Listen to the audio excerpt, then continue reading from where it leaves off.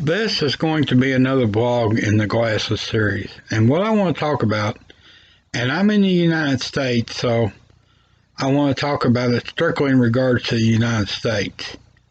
Schools should require an optometrist exam, not just a machine exam, which the schools did when I was in school, at least every other year.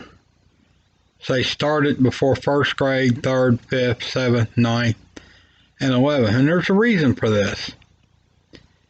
Very easily on a machine, a kid could show, and I'm the perfect example of this, 20/20, maybe 20/30 vision, not bad enough for glasses, but one thing it does not cover is astigmatism, or possible, unlikely in a child, but possible diseases of the eye.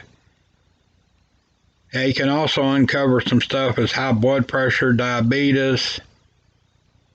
The first, which I have, the second, which I'm actually slightly the other way, not even close. I found that out about 2 years ago on diabetes, but I take 2 blood pressure medications. But let me tell you why. Sure, kid might read 20/20 on a machine and they think everything's great, but they complain of headaches. Back in grade school, I complained of headaches. My mom would say once in a while, maybe I'll get your eyes checked. Well, I should have pushed it. I didn't have an actual eye exam at an optometrist till about age 22, I believe it was. And then actually had a pair of glasses in it, and nobody in the family knew I had them. Family, friends, I only ever wore them like in the car driving at night by myself. They were cheap, they fell apart, and I gave up on them. Then at about age 26, and I had to borrow money to do it because I didn't have the money. I paid for the exam, then borrowed the money for the glasses, got the glasses I actually wore, and you want more details on that, go to Glasses, LASIK, Glasses, parts 1, 2, and 3 in my playlist.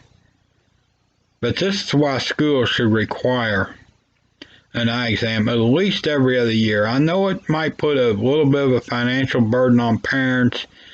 Maybe the schools can partner with local optometrists for free or reduced eye exams for lower income families and free or reduced glasses. I understand the Lions Club helps out, but frankly, I probably needed glasses early on, at least for astigmatism, and then later on went nearsighted or myopic. And I want to bring up a website that's great for answering questions, and I'm going to try to link to it in the description.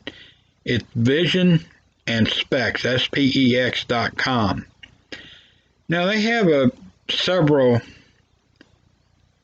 subcategories. One of them's for myopia or nearsighted, one of them's for hyperopia, presbyopia, which is the over 40 when you don't have, if you have good distance vision and don't wear any correction, you start holding the newspaper far away or get mostly over-the-counter readers, which will do fine, but at that age you still need an eye exam to check for things such as cataracts, glaucoma, stuff like that. But it's just been kind of my take. Like I say, I'm going to try to, that Vision and Specs, let's get back to that for just a minute. They have a fantasy and true stories about glasses. I've wrote some, mainly fantasy. I've taken to noting when they are fantasy because in a couple of them, I've been pretty far out and even mentioned suicide, and I have no desire or anything like that. But just that's why I'll say this is a fantasy story, because I mentioned killing myself, and that's nothing's further from the truth. But just kind of my take. We'll see what happens. We get any action, and I think I figured out how to put these videos in the playlist on this new YouTube deal now. Maybe not, but I'll try.